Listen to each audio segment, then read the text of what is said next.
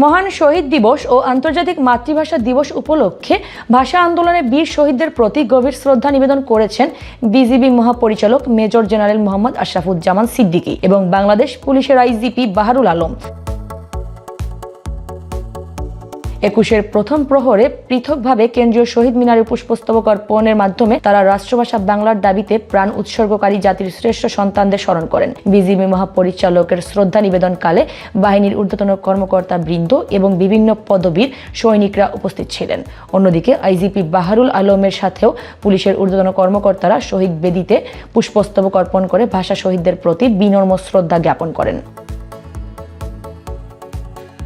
এর আগে রাত 12টা 1 অমর ২১-এর প্রথম প্রহরে কেন্দ্রীয় শহীদ মিনারে পুষ্পস্তবক অর্পণ করেন রাষ্ট্রপতি মোহাম্মদ শাহাবুদ্দিন ও প্রধানমন্ত্রী তারেক রহমান। পাশাপাশি ১৯৫২ সালের ২১শে ফেব্রুয়ারি মাতৃভাষার মর্যাদা রক্ষায় যারা উৎসর্গ করেছিলেন তাদের স্মৃতির প্রতি সম্মান জানিয়ে রাষ্ট্র ও সরকার প্রধান পুষ্পস্তবক অর্পণ শেষে কিছুক্ষণ নীরবে দাঁড়িয়ে থাকেন।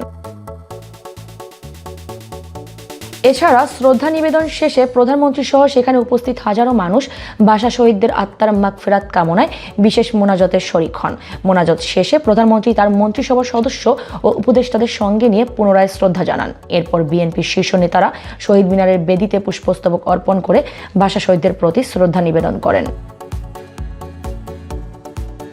এদিকে যথাযোগ্য মর্যাদা ও ভাবগাম্ভীর্যের মধ্য দিয়ে সারা দেশে পালিত হচ্ছে মহান শহীদ দিবস ও আন্তর্জাতিক মাতৃভাষা দিবস।